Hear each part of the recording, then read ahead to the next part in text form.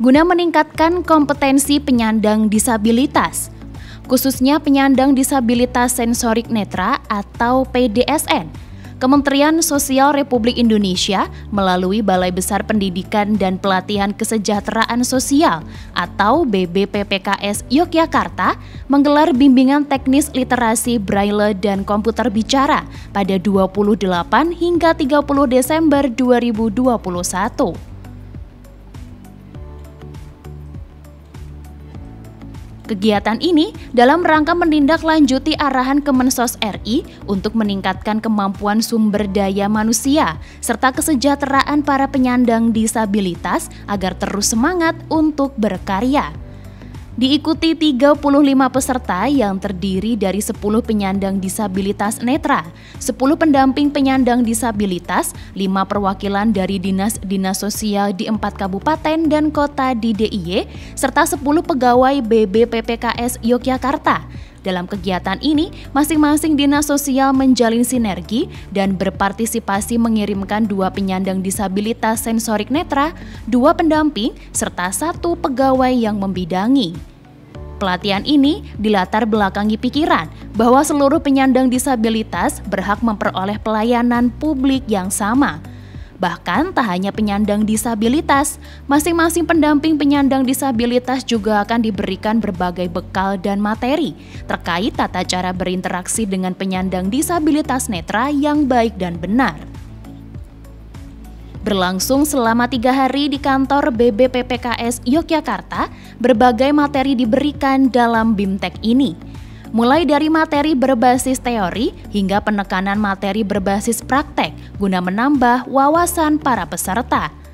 Tentu bimbingan teknis ini juga sebagai upaya untuk memperjuangkan hak-hak penyandang disabilitas, baik dalam hal hak perlindungan hingga hak memperoleh pelayanan yang mumpuni pada kehidupan bermasyarakat.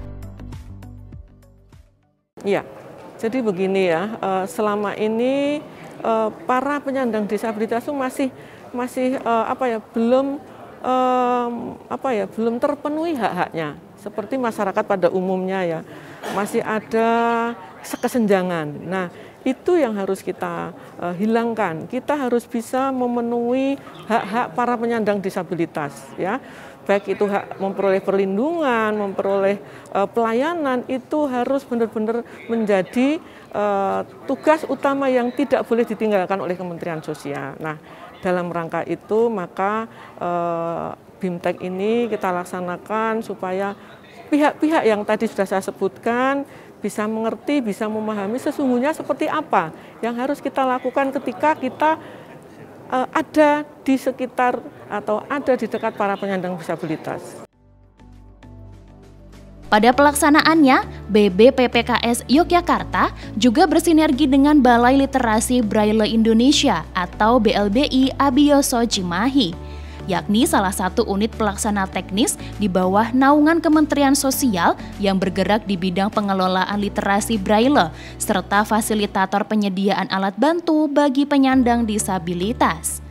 Dalam hal ini, BLBI Abioso juga berusaha memaksimalkan peningkatan kompetensi serta pemenuhan hak-hak penyandang disabilitas untuk mengakses informasi. Di antaranya, berupa penyediaan bahan bacaan dengan format Braille dan audio, hingga metode informasi berbasis digital, seperti materi pengoperasian komputer dengan aplikasi NVDA, yakni aplikasi komputer bicara yang mempermudah para penyandang disabilitas netra mengoperasikan komputer. Selain itu, BLBI Abioso juga membentuk Rumah Indonesia Bicara yang berperan sebagai rumah inklusi sehingga dapat memberikan akses para penyandang disabilitas untuk memperoleh hak peningkatan kemampuan. Tak hanya itu, BLBI Abioso juga berperan aktif memberikan peningkatan ilmu bagi para pendamping penyandang disabilitas. Bekerja sama dengan BBPPKS serta stakeholder terkait, BLBI Abioso juga memfasilitasi materi-materi pembekalan bagi para peserta. Ada 3 pokok materi yang diberikan, meliputi materi terkait orientasi mobilitas seperti cara berinteraksi, berkomunikasi, hingga cara mendampingi penyandang disabilitas yang baik dan benar. materi baca tulis dengan metode Braille, hingga materi komputer bicara, yakni materi yang memanfaatkan platform digital dengan metode suara. Tugas kami adalah diberi mandat untuk pengelolaan literasi Braille. Jadi kami itu sebagai rujukan nasional Braille, kemudian juga sebagai laboratorium Braille, dan penyediaan alat bantu bagi PDSN. Kurang lebih seperti itu, dan misi kami itu adalah memberikan akses yang sama kepada PDSN untuk mengakses informasi.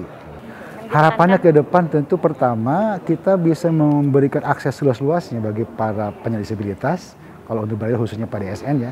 Kedua juga mereka bisa meningkatkan kemampuan baik dari segi digitalisasinya, komunikasi dengan sesama melalui internet ya, dan ketiga juga kita meningkatkan kemampuan dan kepedulian para pendamping dan lingkungan disabilitas untuk bisa bersama-sama hidup bersama gitu.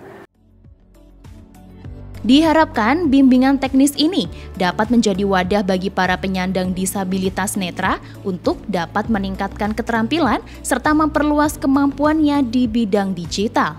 Selain itu, bimbingan teknis ini juga diharapkan mampu membangkitkan kepedulian para pendamping untuk terus memberikan bimbingan terbaik, sehingga para penyandang disabilitas tetap dapat memperoleh fasilitas publik serta hak-hak yang sama. Dari Sleman, Daerah Istimewa Yogyakarta, Tim Liputan, ADI TV.